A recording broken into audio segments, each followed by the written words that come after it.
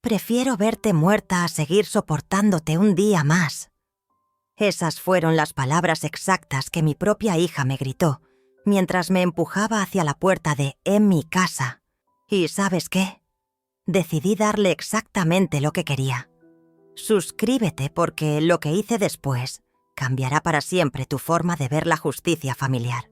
Cuando mi hija me dijo esas palabras, algo dentro de mí se rompió para siempre. Pero no de la forma que ella esperaba. No me rompí como una mujer derrotada. Me rompí como se rompe una crisálida cuando la mariposa está lista para volar. Permíteme llevarte a ese momento exacto, porque necesitas entender la frialdad con la que lo dijo. Estábamos en la sala de mi casa, la casa que compré con mis propias manos, trabajando dobles turnos durante años. Yo había rechazado darle dinero otra vez para uno de sus caprichos, y su rostro se transformó en algo que jamás había visto. Era como si hubiera estado usando una máscara toda su vida y finalmente se la hubiera quitado. «Eres una vieja tacaña y egoísta», me escupió con una sonrisa cruel. «Prefieres aferrarte a tu dinero que hacer feliz a tu única hija». Le expliqué, como lo había hecho cientos de veces antes, que no era mi dinero lo que me importaba, sino enseñarle el valor del trabajo. Que todo lo que tenía se lo dejaría cuando ya no estuviera, pero que mientras viviera, ella necesitaba aprender a valerse por sí misma. Fue entonces cuando sus ojos se llenaron de un odio tan puro que me dejó helada. Se acercó a mí lentamente, como un depredador, y con voz tranquila pero llena de veneno, pronunció esas palabras que cambiarían nuestras vidas para siempre.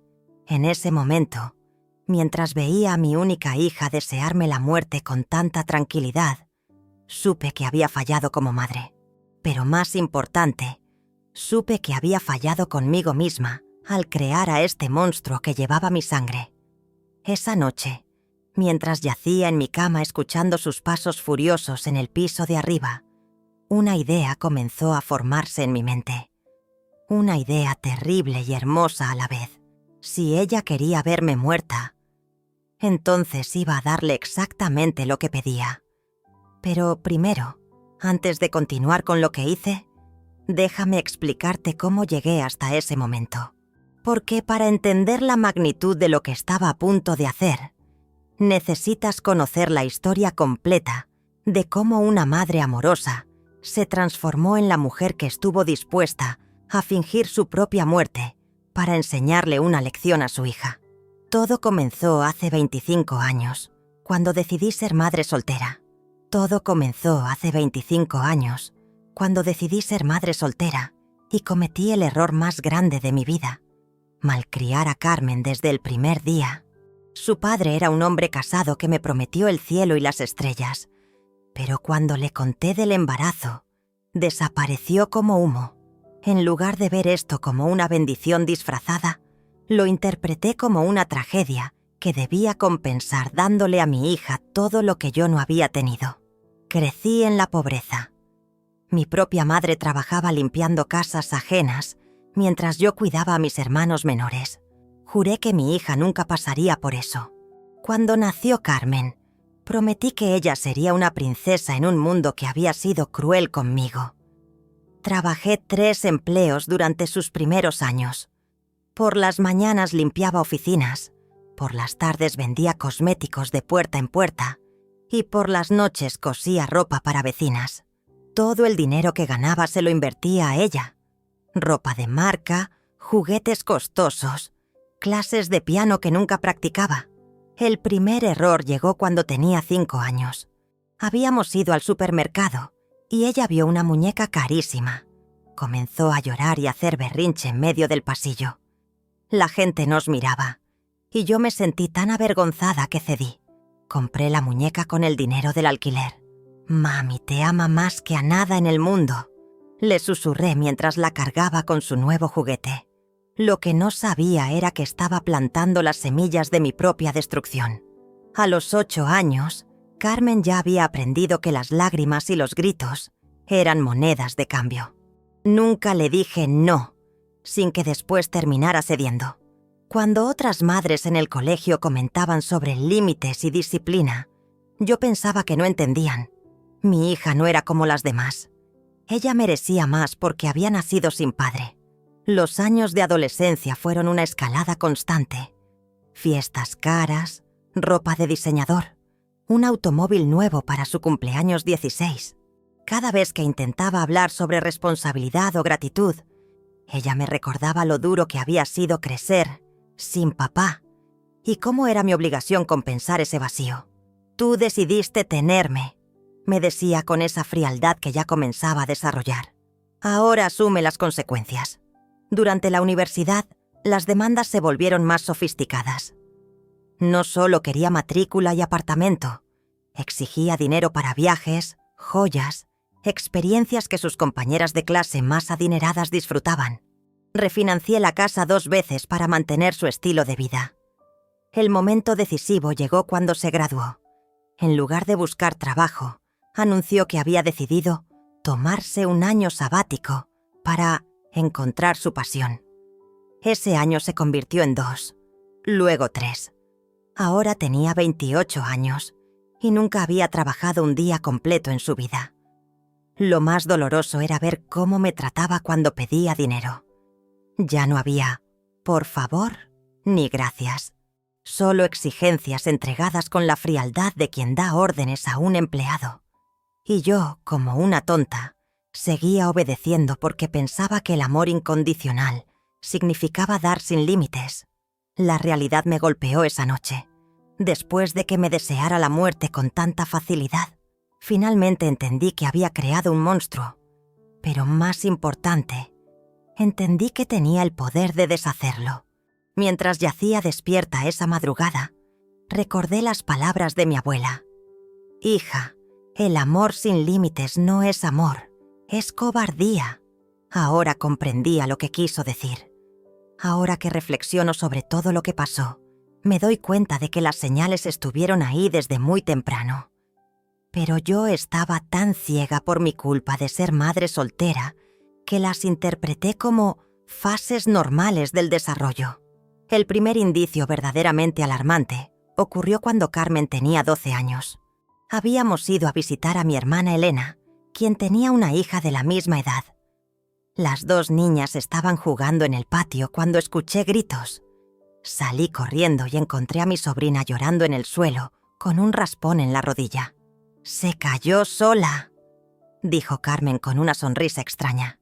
Estaba corriendo muy rápido, pero mi sobrina, entre lágrimas, susurró. «Ella me empujó porque no quise darle mi helado». Elena me miró esperando que disciplinara a Carmen, pero yo la defendí. «Los niños exageran», dije abrazando a mi hija. Seguramente fue un accidente. La expresión de triunfo en el rostro de Carmen debería haberme helado la sangre. En lugar de eso, me sentí orgullosa de proteger a mi pequeña. 2 años después, cuando tenía 14, su profesora me citó urgentemente. Carmen había sido sorprendida robando dinero de las carteras de sus compañeras durante el recreo. La evidencia era clara. Tenía billetes en su mochila y varias estudiantes reportaron faltantes. «Señora Martínez», me explicó la directora, «esto es muy serio. Carmen no muestra remordimiento alguno. Cuando la confrontamos, simplemente dijo que sus compañeras tenían más dinero del que necesitaban. Mi reacción fue defensiva e irracional. Mi hija no es una ladrona», insistí. «Debe ser un malentendido». Cambié a Carmen de colegio esa misma semana, convencida de que la habían tratado injustamente. Esa noche, cuando le pregunté sobre el incidente, Carmen me miró directamente a los ojos y dijo: «Mamá, tú siempre me has dicho que merezco lo mejor. Si ellas pueden tener dinero para caprichos y yo no, ¿dónde está la justicia?». Debí haber visto la lógica retorcida en sus palabras. En cambio, me sentí culpable por no darle suficiente dinero de bolsillo. A los 16 años, el patrón se intensificó. Carmen comenzó a manipular mis emociones con una precisión quirúrgica. Si quería algo y yo dudaba, inmediatamente sacaba el tema de su padre ausente. «Todas mis amigas tienen papás que las consienten». decía con lágrimas perfectamente calculadas.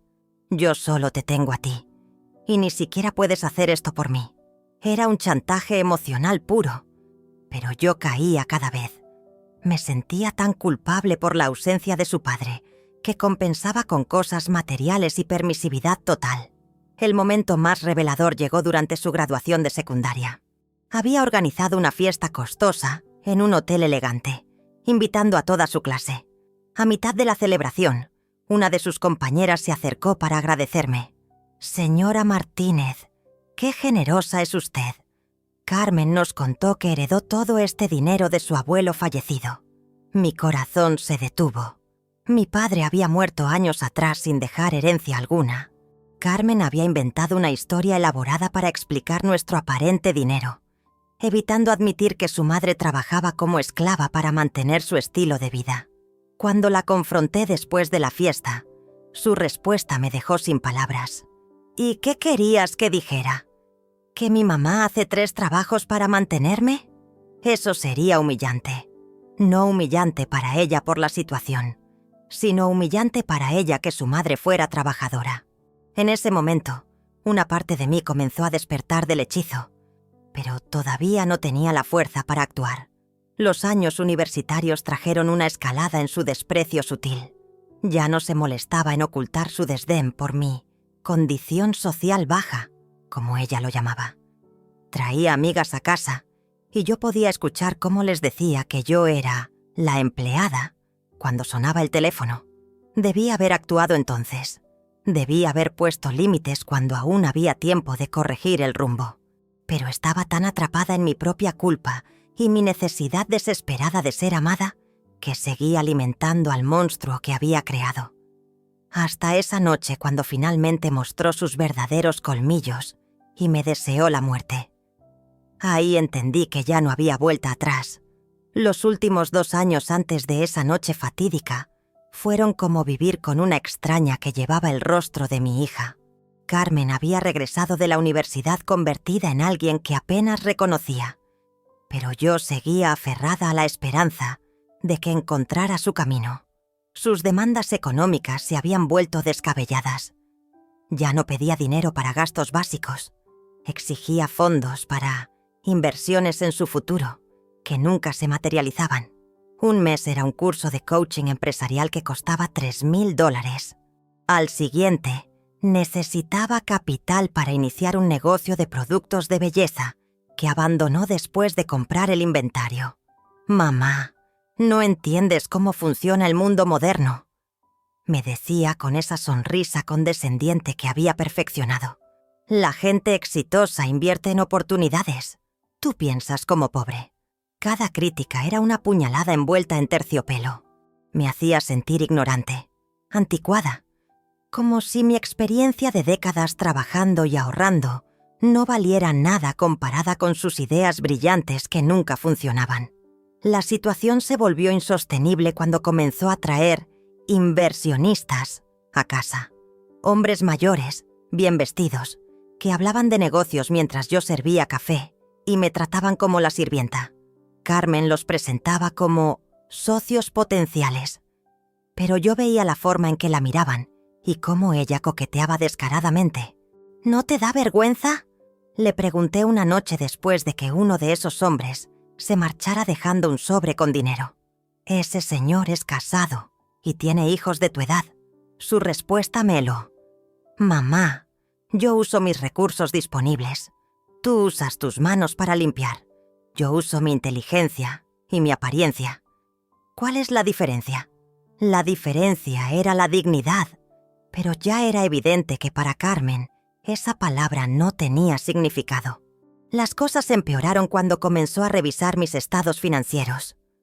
Un día llegué del trabajo y la encontré en mi habitación, con mis documentos bancarios esparcidos sobre la cama. «Mamá, necesitamos hablar sobre tu planificación financiera», anunció como si fuera una asesora bancaria. «Estás desperdiciando oportunidades de inversión. Esta cuenta de ahorros apenas genera intereses».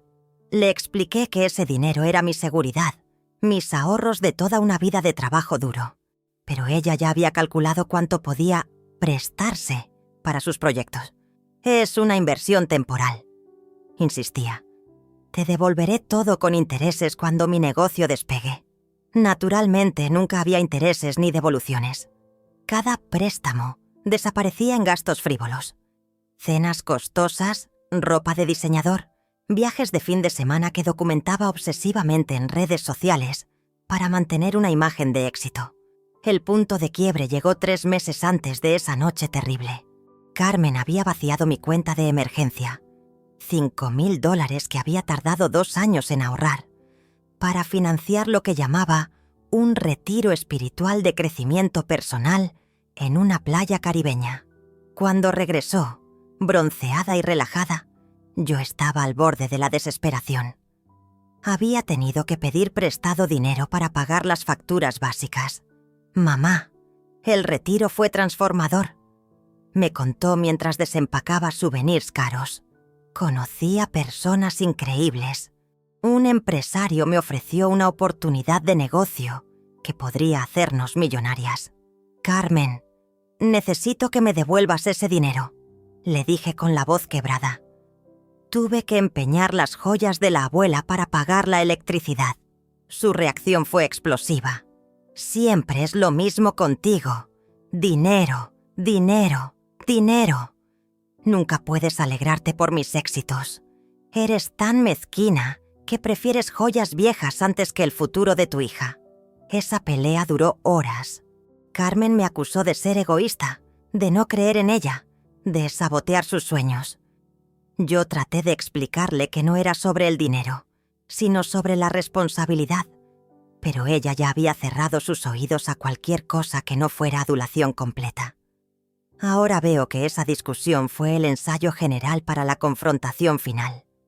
Carmen estaba probando hasta dónde podía empujar, midiendo mi resistencia antes del asalto definitivo.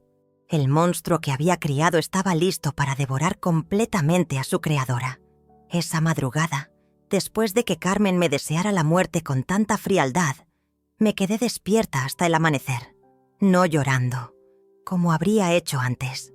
Esta vez, mi mente trabajaba con una claridad que no había experimentado en años.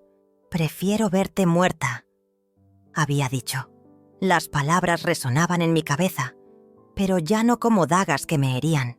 Ahora sonaban como una revelación, como la pieza final de un rompecabezas que había estado armando sin saberlo durante décadas. Me levanté a las 5 de la mañana y me preparé un café fuerte. Mientras el sol comenzaba a filtrarse por las ventanas de mi cocina, una idea extraordinaria comenzó a tomar forma. Si Carmen quería verme muerta, entonces le daría exactamente eso. Pero a mi manera.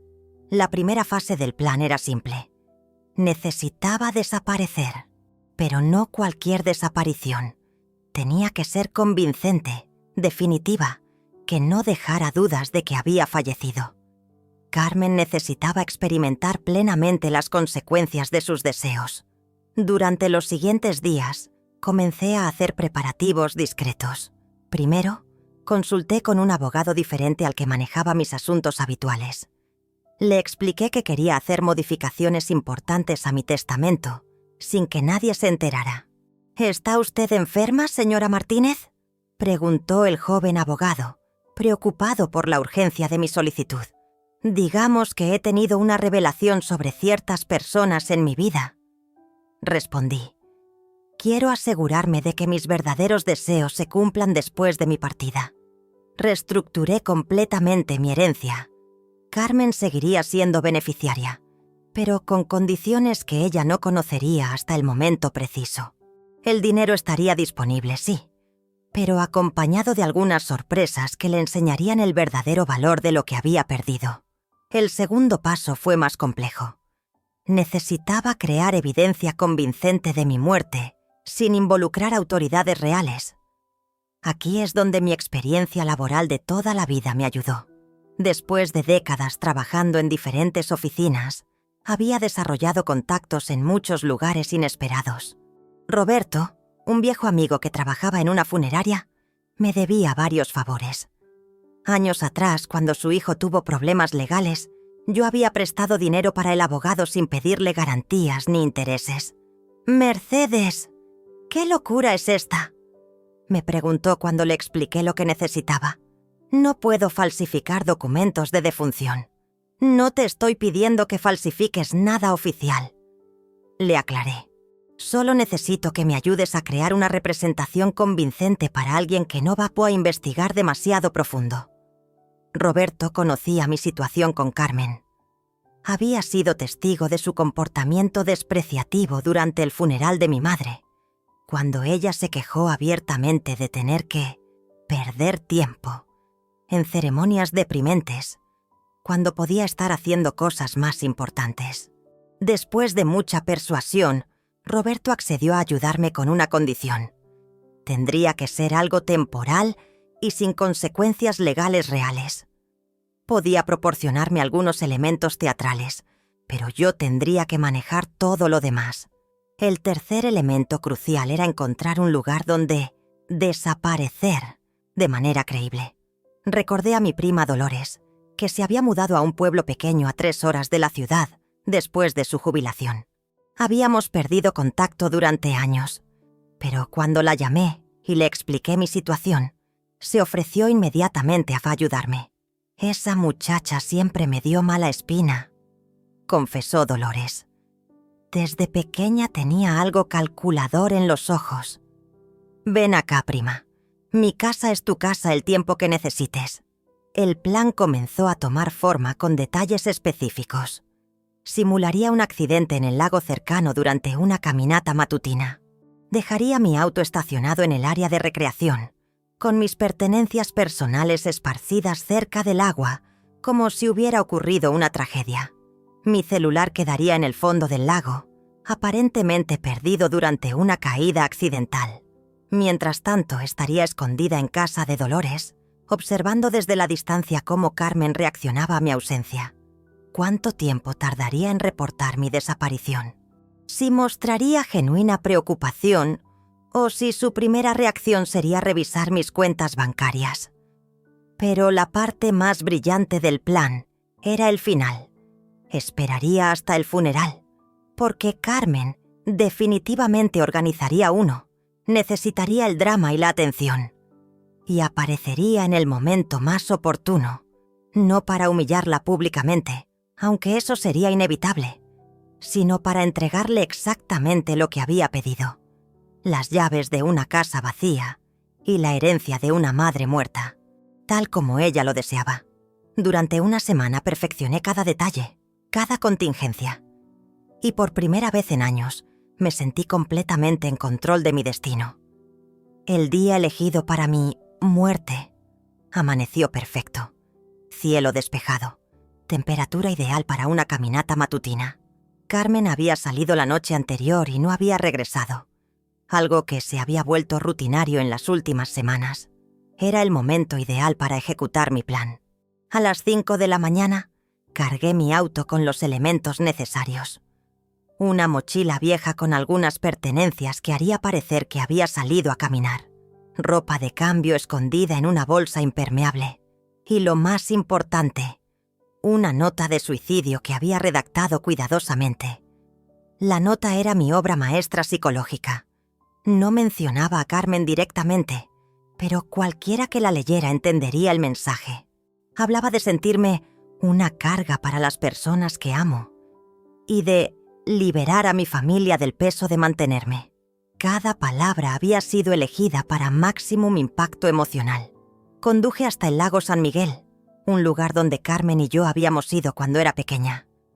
La ironía era perfecta. Un sitio de recuerdos felices convertido en escenario de mi supuesta tragedia final. Estacioné el vehículo en el área recreativa más visible, donde otros madrugadores eventualmente lo notarían. Coloqué la mochila en el asiento del copiloto, dejando que algunos contenidos se derramaran naturalmente. Mi billetera quedó parcialmente visible, como si la hubiera buscado apresuradamente. Caminé hasta la orilla del agua y lancé mi teléfono celular lo más lejos posible. El chapuzón sonó definitivo en el silencio matutino. Luego esparcí algunas pertenencias personales cerca de las rocas. Mi bufanda favorita, mis lentes de lectura, la pulsera que Carmen me había regalado para el Día de las Madres hace 5 años. La nota la dejé en el tablero del auto, doblada pero lo suficientemente visible para que alguien curioso la encontrara. Sabía que los primeros en descubrir el vehículo llamarían a la policía y eventualmente Carmen sería contactada como familiar más cercano. Con todo preparado, caminé 2 kilómetros hasta el punto donde Dolores me esperaba escondida entre los árboles. Mi prima había llegado antes del amanecer, estacionando su camioneta en un sendero alternativo que pocos conocían. «¿Estás segura de esto, Mercedes?», me preguntó por última vez mientras yo me subía al asiento del pasajero. «Una vez que empecemos, no hay vuelta atrás. He estado segura desde el momento en que mi propia hija me deseó la muerte», respondí. «Ahora quiero ver qué tanto me extraña cuando crea que la perdió para siempre». El viaje a casa de Dolores transcurrió en silencio contemplativo. Cada kilómetro que nos alejábamos del lago era un paso más hacia mi nueva existencia temporal. Por primera vez en décadas, no tenía que preocuparme por demandas de dinero, reproches, manipulaciones emocionales. Era libre. La casa de Dolores estaba perfectamente ubicada, lo suficientemente lejos para garantizar mi invisibilidad, pero con internet confiable para monitorear las noticias locales y, más importante, las redes sociales de Carmen. Instalé aplicaciones en el tablet de mi prima para seguir discretamente las cuentas de mi hija. Quería documentar cada reacción, cada publicación, cada indicio de cómo procesaría mi ausencia. ¿Mostraría dolor genuino? ¿Preocupación? ¿O su primera reacción sería calcular cuánto dinero había heredado? A las 3 de la tarde comenzaron las primeras noticias. Un reportero local mencionó brevemente el descubrimiento de un vehículo abandonado junto al lago, con pertenencias personales esparcidas que sugerían un posible accidente. No mencionaron nombres, pero sabía que era cuestión de horas antes de que contactaran a Carmen. Esa noche, mientras revisaba obsesivamente su perfil de Instagram, encontré la primera publicación relacionada con mi desaparición. No era lo que esperaba. En lugar de mostrar angustia o preocupación, Carmen había subido una foto de ella misma en un restaurante elegante, sonriendo radiante junto a uno de sus inversores. La descripción decía: «Celebrando nuevos comienzos y oportunidades inesperadas. Bendecida, nuevos comienzos». La había publicado exactamente 2 horas después de que la policía la contactara sobre mi desaparición. Mi corazón se endureció un poco más. El plan estaba funcionando perfectamente, revelando la verdadera naturaleza de la persona que había criado. Pero esto era solo el comienzo. Lo mejor aún estaba por venir. Los primeros días después de mi desaparición fueron como mirar una película de terror protagonizada por alguien que creía conocer completamente. Desde el refugio de casa de Dolores, con internet y vista clara a las redes sociales de Carmen, fui testigo de una transformación que me revolvió el estómago. 48 horas después de que reportaran mi vehículo abandonado, Carmen ya había comenzado su nueva vida. No hubo lágrimas, búsquedas desesperadas, ni noches sin dormir preguntándose qué había pasado conmigo. En su lugar, hubo algo mucho más calculado y perturbador. Su primera acción fue cambiar todas las cerraduras de mi casa. La justificación que dio a los vecinos curiosos fue: seguridad durante este momento tan difícil. Pero yo sabía la verdad. Estaba tomando posesión inmediata de mi propiedad. El segundo movimiento fue contactar a una empresa de limpieza especializada. Los vi llegar con cajas industriales y equipo profesional. Carmen supervisaba personalmente mientras empacaban décadas de mi vida en contenedores etiquetados como donación, venta o basura. Lo que más me dolió fue ver cómo trataron las fotografías familiares. Años de recuerdos, desde su infancia hasta su graduación, fueron clasificados con la frialdad de alguien organizando un almacén. Las fotos donde aparecía conmigo fueron directas a la caja de donación. Solo conservó aquellas donde aparecía sola o con amigos. Pero lo verdaderamente siniestro comenzó cuando empezó a recibir llamadas de condolencia. Carmen había preparado 2 versiones completamente diferentes de nuestra relación, dependiendo de quién preguntara. Para mis antiguos compañeros de trabajo, éramos más amigas que madre e hija. Describía largas conversaciones donde yo supuestamente le había confesado mi cansancio de vivir y mis deseos de encontrar paz. Según esta narrativa, mi desaparición había sido previsible y casi inevitable. Para sus propios amigos, la historia era diferente.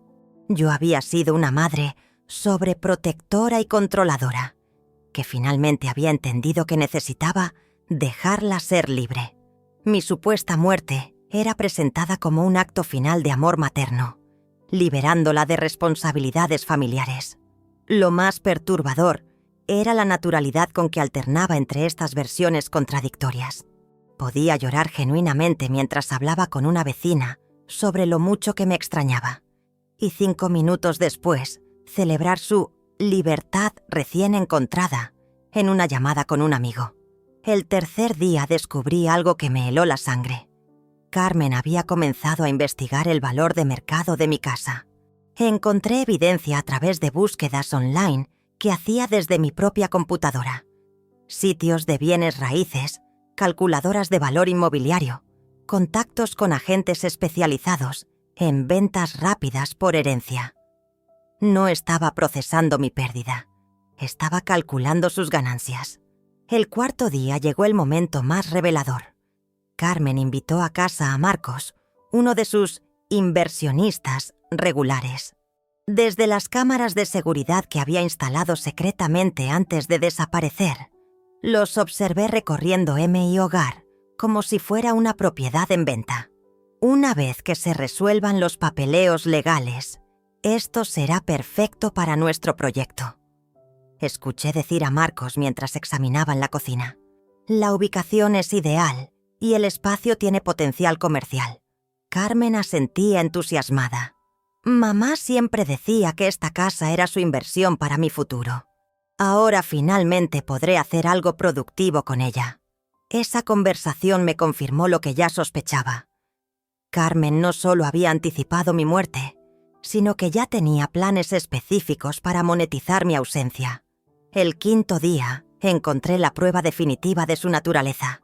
Mientras revisaba compulsivamente sus redes sociales, descubrí mensajes privados que había intercambiado con una amiga íntima. Los screenshots aparecieron en el perfil de esa amiga por accidente, antes de ser borrados rápidamente. Al fin estoy libre de esa carga, había escrito Carmen. Ahora podré hacer todo lo que siempre quise, sin que nadie me juzgue o me limite. Su amiga respondía: ¿No te sientes mal por cómo terminaron las cosas?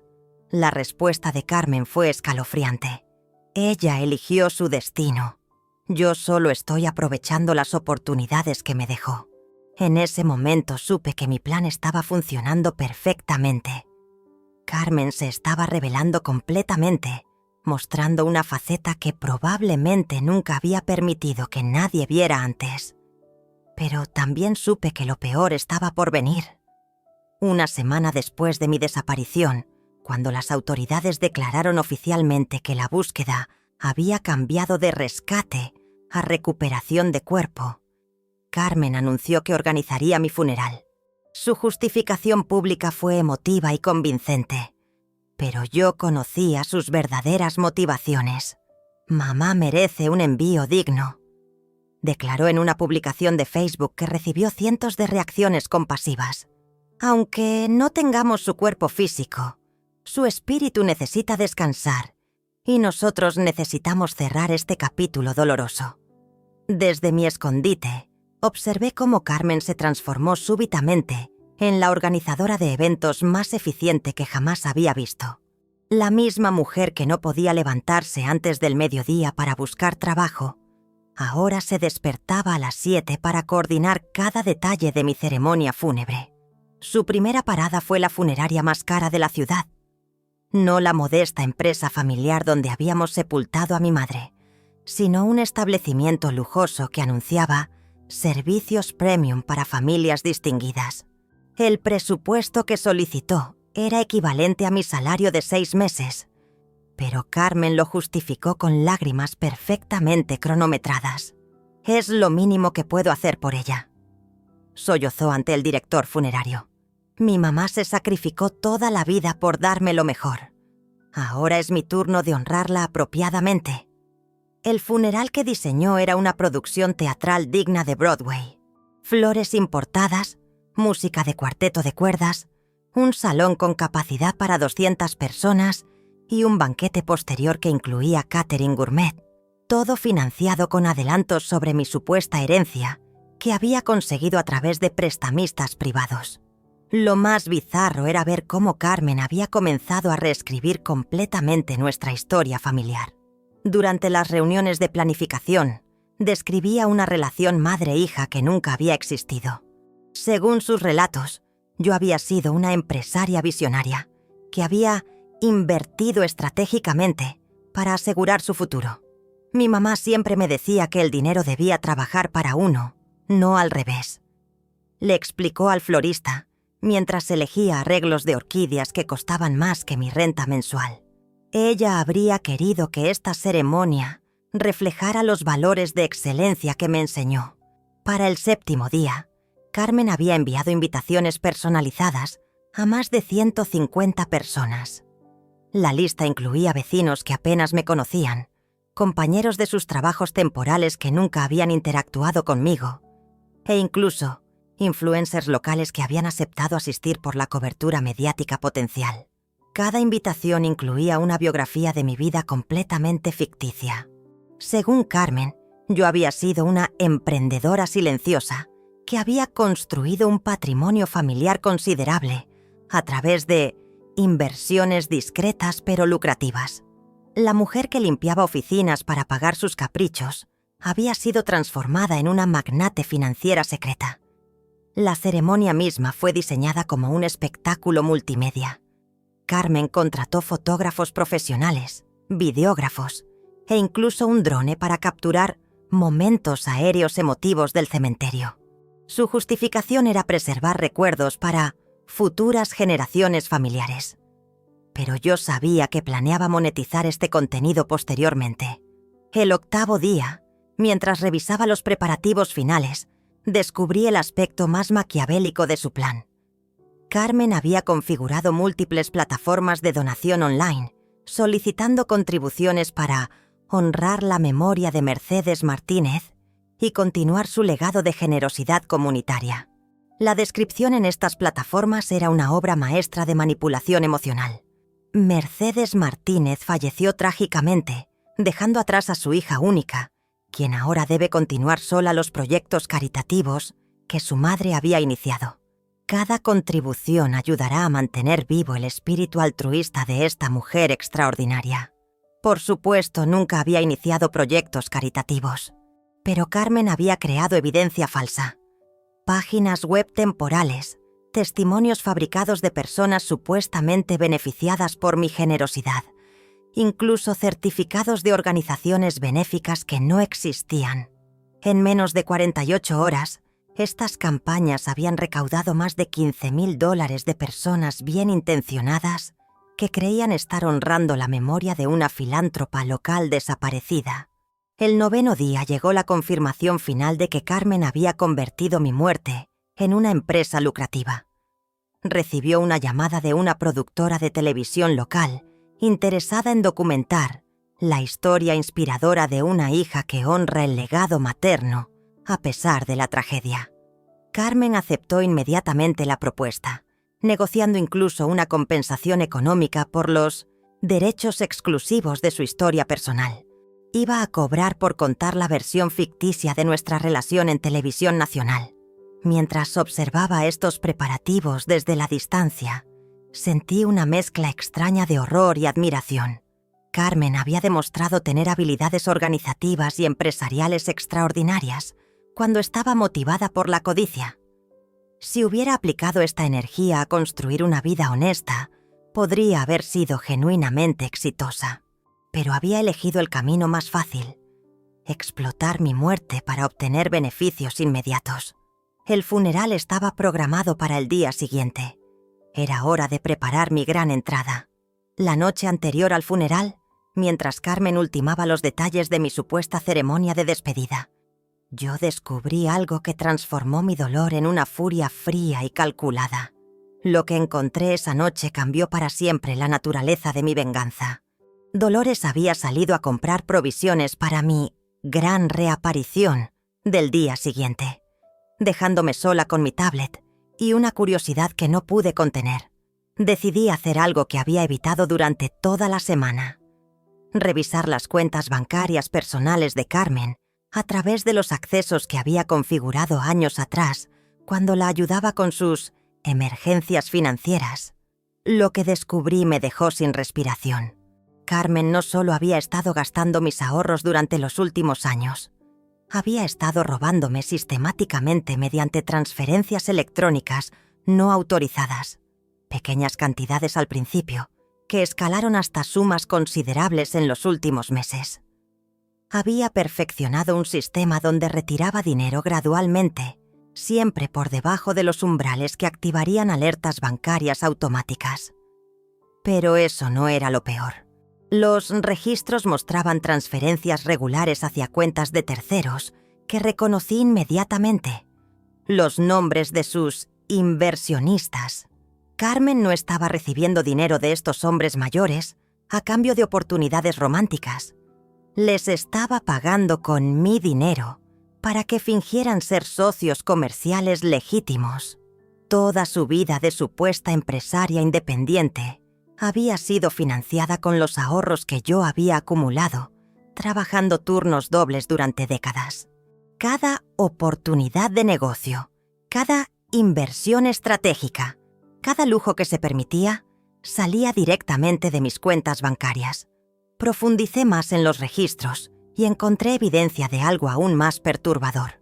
Carmen había estado vendiendo secretamente objetos de valor de mi casa durante meses. Las joyas de mi madre, que creía guardadas en mi caja fuerte, habían sido liquidadas pieza por pieza.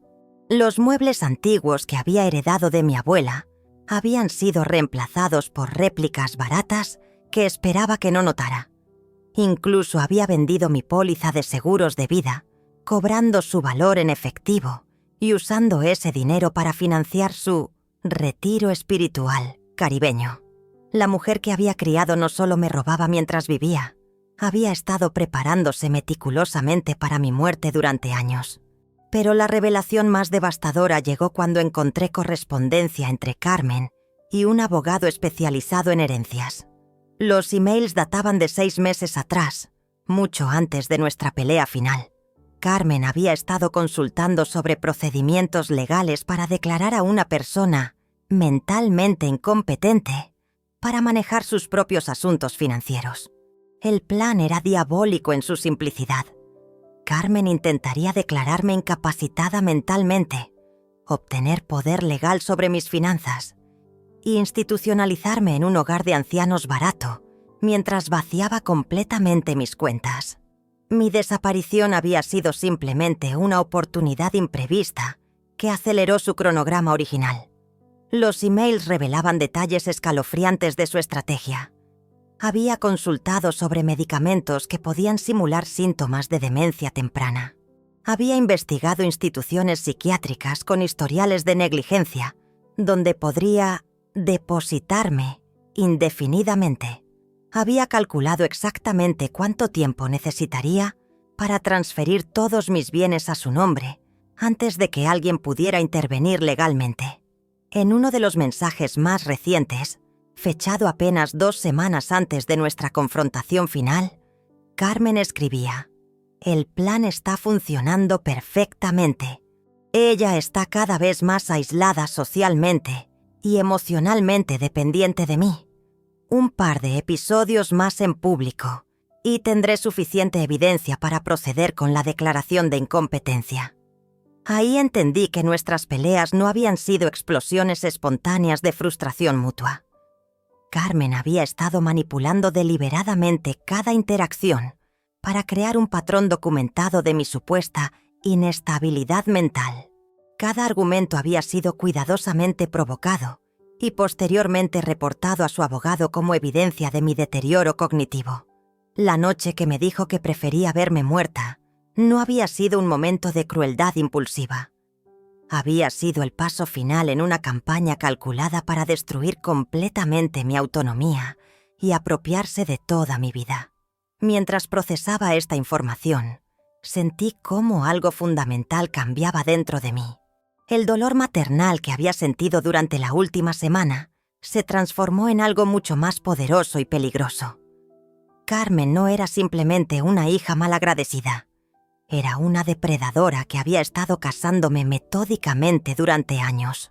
Mi plan original de aparición dramática en el funeral súbitamente pareció insuficiente. Carmen no merecía simplemente vergüenza pública y una lección moral. Merecía experimentar las consecuencias completas de sus acciones criminales.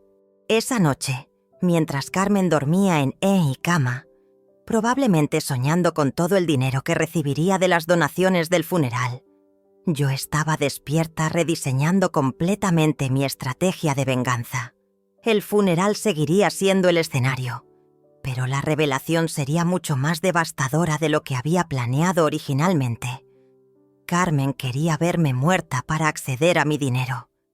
Mañana le enseñaría exactamente lo que significaba perder todo lo que realmente importa. El día de mi funeral amaneció con una ironía perfecta. Cielo despejado y temperatura ideal, como si el universo hubiera conspirado para crear el escenario perfecto para mi resurrección. Desde la ventana de casa de Dolores, observé cómo los primeros invitados comenzaban a llegar al cementerio San Rafael a las 10 de la mañana. Carmen había coordinado todo con precisión militar. Equipos de catering descargaban mesas elegantes y manteles blancos inmaculados. Floristas profesionales instalaban arcos de rosas blancas que habían costado más que mi salario mensual. Fotógrafos discretos ya estaban capturando momentos previos emotivos para el documental que se transmitiría esa misma noche. A las 11, las primeras personas comenzaron a reunirse alrededor del mausoleo temporal que Carmen había mandado construir especialmente para la ocasión. No un simple servicio memorial, sino una estructura arquitectónica que incluía asientos acolchados, sistema de sonido profesional y pantallas gigantes para proyectar una presentación multimedia sobre mi legado extraordinario. Desde mi posición oculta detrás de los cipreses del cementerio, pude ver claramente cómo Carmen hacía su entrada triunfal. Vestía un traje negro de diseñador que nunca había visto antes, probablemente comprado específicamente para esta actuación. Sus lágrimas estaban perfectamente dosificadas, suficientes para parecer afligida, pero no tanto como para arruinar su maquillaje profesional. La ceremonia comenzó con un cuarteto de cuerdas, interpretando piezas clásicas mientras los invitados tomaban sus asientos. Reconocí a algunas personas, vecinos curiosos, compañeros de mis antiguos trabajos, conocidos del barrio que habían venido por respeto genuino hacia mi memoria. Pero la mayoría eran extraños que Carmen había invitado para aumentar la asistencia y hacer el evento más impresionante. El primer discurso lo dio el padre González, el sacerdote local que había aceptado oficiar la ceremonia sin cuestionar la ausencia de mi cuerpo. Carmen le había proporcionado una biografía completamente ficticia sobre mi vida, transformándome en una empresaria filantrópica que había preferido mantener sus buenas obras en privado. Mercedes Martínez, declaró el padre con voz solemne, fue una mujer que entendió que la verdadera riqueza se mide en generosidad hacia otros. Su hija Carmen es testimonio vivo de los valores que Mercedes instauró en su familia. Varios invitados asintieron emotivamente, completamente engañados por la narrativa que Carmen había construido. Algunos incluso lloraban genuinamente, conmovidos por la historia de una madre sacrificada y una hija devota enfrentando la tragedia con dignidad. Luego llegó el momento estelar, el discurso de Carmen. Se acercó al pódium con pasos medidos, cada gesto calculado para máximo impacto emocional. Las cámaras la siguieron mientras se limpiaba delicadamente una lágrima antes de comenzar a hablar. Mi madre, comenzó con voz quebrada pero audible, siempre me enseñó que el amor verdadero significa querer lo mejor para las personas que amas, incluso cuando eso implica sacrificios personales. Hizo una pausa teatral, permitiendo que la emoción aparente la embargara antes de continuar. Los últimos años no fueron fáciles para ninguna de las dos. Mamá luchaba con depresión y ansiedad que yo no supe reconocer hasta que fue demasiado tarde. Pero incluso en sus momentos más oscuros, siempre se preocupaba por mi futuro, por asegurarse de que yo tuviera las herramientas necesarias para triunfar en la vida. La audiencia estaba completamente cautivada. Padres de familia asentían comprensivamente, recordando sus propias relaciones complicadas con hijos adultos. Madres mayores se limpiaban lágrimas, identificándose con la supuesta lucha de una mujer que había dado todo por su familia. Carmen continuó. Mi mamá me dejó mucho más que posesiones materiales. Me dejó su ejemplo de determinación, su ética de trabajo inquebrantable y, sobre todo, su creencia absoluta de que yo podía lograr cualquier cosa que me propusiera. Aquí comenzó la parte más manipulativa de su actuación. Carmen describió conversaciones íntimas que nunca habíamos tenido, donde supuestamente yo le había expresado mi orgullo por sus logros empresariales y mi confianza en sus decisiones futuras. En nuestras últimas conversaciones, mintió descaradamente, mamá me dijo que su único temor era convertirse en una carga para mi progreso. Le aseguré que eso nunca pasaría, que siempre la amaría incondicionalmente. Pero ahora entiendo que su decisión final fue su último regalo hacia mí. La libertad completa para construir la vida que ella siempre soñó que yo tendría. La mentira era tan perfectamente construida que incluso yo dudé momentáneamente de mis propios recuerdos. Carmen había transformado mi supuesto suicidio en un acto de amor maternal supremo, donde mi muerte se convertía en la llave que desbloqueaba su potencial ilimitado. El aplauso que siguió fue ensordecedor. Personas que no me habían conocido estaban llorando abiertamente, conmovidas por esta historia de amor familiar que superaba incluso la muerte. Pero mientras Carmen recibía abrazos y felicitaciones por su valentía y madurez emocional, yo me preparaba en silencio para el momento que cambiaría todo. Era hora de que la protagonista real de esta historia hiciera su entrada final. El momento llegó cuando Carmen comenzaba a recibir las condolencias finales de los asistentes.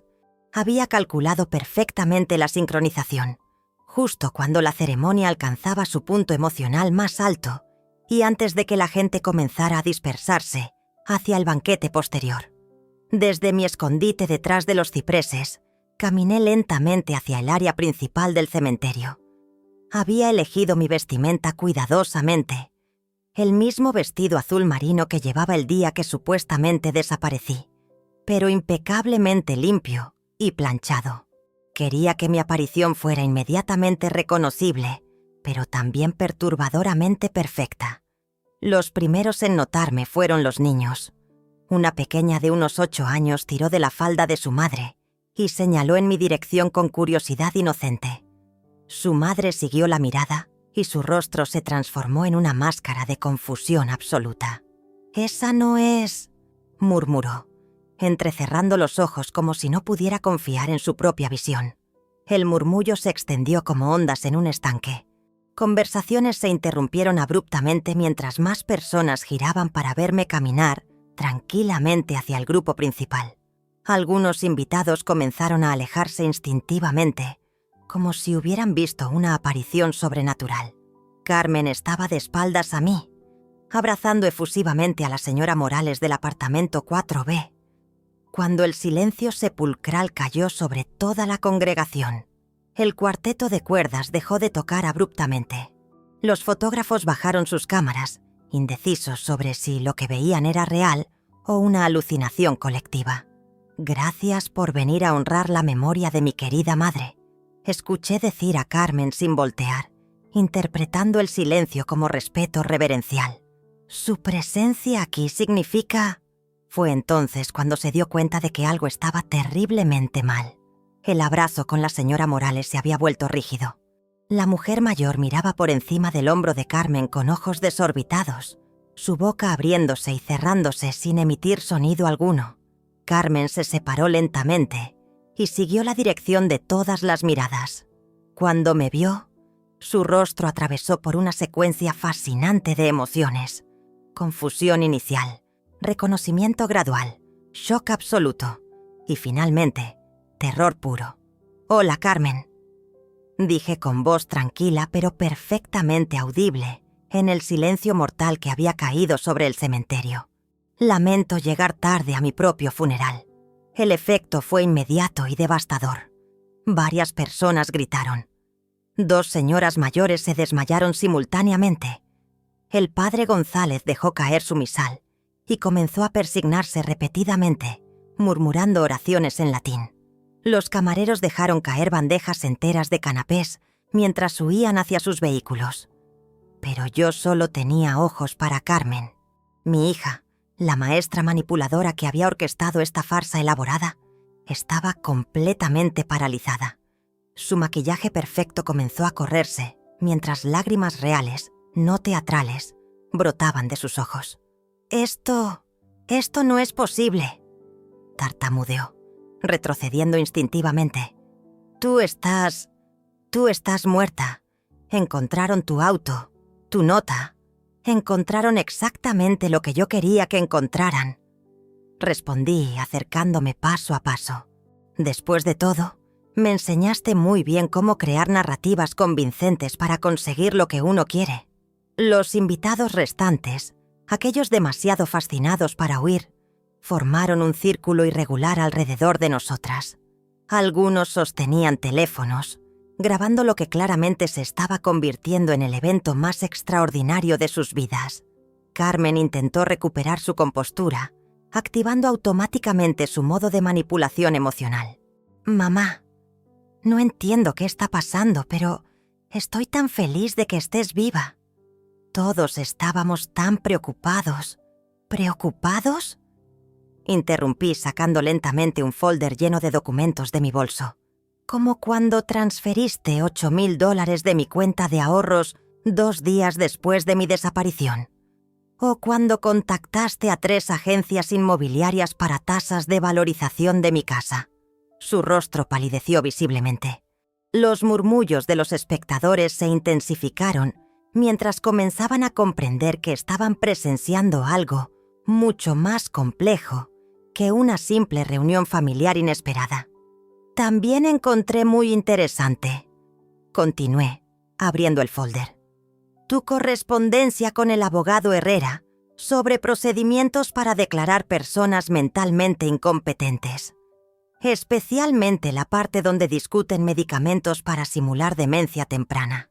Carmen retrocedió más, tropezando ligeramente con el borde del mausoleo temporal que había mandado construir para mi funeral. «No sé de qué hablas. ¿Estás confundida?» «Oh, no estoy confundida para nada». Sonreí fríamente. De hecho, nunca he estado más lúcida en mi vida. Saqué un juego de llaves de mi bolso y se las extendí hacia ella.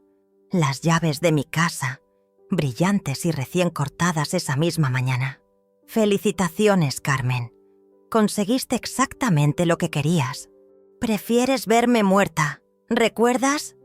Bueno, para todos los efectos legales y sociales, ahora estoy muerta. Estas son las llaves de tu herencia». Ella tomó las llaves automáticamente, sin entender completamente lo que estaba sucediendo. «Pero hay una pequeña sorpresa esperándote en casa», agregué, disfrutando cada palabra. «Algo que creo que encontrarás esclarecedor». Carmen sostenía las llaves con manos temblorosas, su rostro alternando entre pánico y confusión, mientras los invitados del funeral permanecían hipnotizados por el drama que se desarrollaba ante sus ojos. Algunos habían comenzado a acercarse, intrigados por la revelación de documentos y acusaciones que obviamente no comprendían completamente. «No entiendo», murmuró Carmen, su voz apenas audible. «¿Qué quieres decir con herencia? ¿Qué hay en casa?» Sonreí con la serenidad de alguien que finalmente había tomado control total de su destino. Durante días había imaginado este momento, pero la realidad superaba cualquier fantasía de venganza que hubiera podido concebir. «Vamos todos a descubrirlo juntos», anuncié, dirigiéndome no solo a Carmen, sino a los espectadores que ahora formaban una audiencia cautiva. «Después de todo, ustedes vinieron a presenciar un funeral. Creo que merecen ver el final completo de esta historia». Lo que siguió fue una procesión surrealista. Más de 50 personas, incluyendo el padre González, quien aparentemente había decidido que esto requería supervisión eclesiástica. Los fotógrafos profesionales y curiosos del vecindario que se habían unido al grupo, caminamos en silencio hacia mi casa, a 3 cuadras del cementerio. Carmen intentó varios enfoques durante esa caminata. Primero la negación. «Mamá, creo que has tenido algún tipo de episodio. Necesitas ayuda médica». Luego, la manipulación emocional. «Por favor, no hagas esto delante de toda esta gente. Podemos resolver nuestros problemas en privado». Finalmente, la súplica desesperada. «Te prometo que podemos arreglar todo esto. Solo dime qué quieres que haga». Pero yo mantuve mi silencio, saboreando cada paso hacia el momento de la verdad absoluta. Cuando llegamos a mi casa, Carmen utilizó las llaves que le había entregado para abrir la puerta principal. El grupo se congregó en el jardín delantero, creando una audiencia semicircular perfecta para lo que estaba a punto de revelar. «Adelante», le dije a Carmen. «Entra a tu herencia». Ella empujó la puerta y el sonido que escapó de su garganta fue indescriptible. Una mezcla de shock, horror y comprensión súbita que resonó hasta la calle. La casa estaba completamente vacía. No solo vacía de muebles, despojada hasta los cables eléctricos. Las paredes desnudas mostraban rectángulos más claros donde habían colgado cuadros durante décadas. El piso de madera lucía marcas donde habían estado los electrodomésticos. Incluso los interruptores de luz habían sido removidos, dejando solo agujeros vacíos en las paredes. Carmen corrió de habitación en habitación, sus tacones resonando horriblemente en los espacios desnudos. «¿Dónde está todo?», gritaba. «¿Dónde están los muebles? ¿Las cosas de valor? ¿Mi ropa?». Yo seguí calmadamente, con nuestros espectadores formando una fila detrás de nosotras, como turistas en un museo macabro. «Tu ropa», respondí tranquilamente. «Fue donada a refugios para mujeres sin hogar. Pensé que sería apropiado, considerando tu nueva situación financiera». «¿Mi nueva situación financiera?». Carmen se detuvo abruptamente en el centro de la sala vacía. «Oh, ¿no revisaste tu cuenta bancaria esta mañana?», pregunté con falsa inocencia. «Qué descuidada». «Verás, mientras tú planeabas mi funeral, yo estuve ocupada liquidando todos mis activos y cerrando todas las cuentas de las cuales eras beneficiaria». El color desapareció completamente de su rostro. «La casa», continué sacando otro documento de mi bolso, «fue vendida ayer por la mañana a una familia encantadora con 3 niños pequeños. El dinero de la venta, junto con todos mis ahorros, ha sido transferido a una fundación caritativa que establecí especialmente para esta ocasión». Carmen se tambaleó como si hubiera recibido un golpe físico. «No puedes hacer eso. Soy tu única heredera legal. Tengo derechos». «Tenías derechos», la corregí. «Pero una persona muerta no puede heredar nada. Y según todos los documentos oficiales, tú organizaste mi funeral porque creías genuinamente que había fallecido. El Estado considerará que renunciaste voluntariamente a cualquier reclamo sobre mis bienes al proceder con estos rituales funerarios». La ironía legal era perfecta. Carmen había sido tan eficiente organizando mi funeral que había creado inadvertidamente evidencia documental de que me consideraba oficialmente muerta, invalidando automáticamente su estatus como heredera. «Pero hay más», continué, disfrutando cada palabra. «La fundación caritativa que establecí tiene un propósito muy específico: ayudar a madres solteras que trabajan múltiples empleos para mantener a sus familias. Madres como yo fui durante 25 años. Los murmullos de aprobación de los espectadores eran audibles. Varios comenzaron a aplaudir lentamente, comprendiendo que habían sido testigos de una lección de justicia poética extraordinaria. Carmen se desplomó en el piso desnudo, finalmente comprendiendo la magnitud de lo que había perdido. No solo dinero o propiedades. Había perdido la única persona en el mundo que la había amado incondicionalmente y había descubierto ese amor demasiado tarde. «¡Felicitaciones!», le dije entregándole un último documento. «Aquí está el contrato de alquiler de este lugar. Los nuevos propietarios acordaron permitirte quedarte como inquilina durante 30 días, tiempo suficiente para que encuentres trabajo y vivienda alternativa». Me acerqué y me agaché para quedar a su nivel, hablándole directamente por primera vez en años, sin anger o resentimiento. «Me dijiste que preferías verme muerta», susurré. «Te di exactamente lo que pediste. Ahora aprende a vivir con las consecuencias de tus deseos». Me incorporé, me dirigí hacia la puerta y me detuve para un último comentario dirigido a toda la audiencia. Mi nombre era Mercedes Martínez. Durante 25 años sacrifiqué todo para criar a una hija que nunca aprendió a valorar el amor genuino. Hoy, oficialmente, esa mujer murió. La persona que sobrevivió aprendió que la dignidad propia vale más que cualquier relación que te destruya. Salí de mi antigua casa por última vez, dejando atrás no solo a Carmen, sino a la versión de mí misma que había permitido ser victimizada durante tanto tiempo.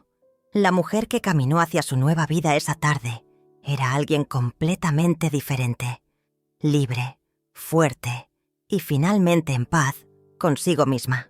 Algunas lecciones solo se pueden enseñar a través de pérdidas absolutas, y algunas personas solo aprenden a valorar lo que tuvieron cuando ya es demasiado tarde para recuperarlo.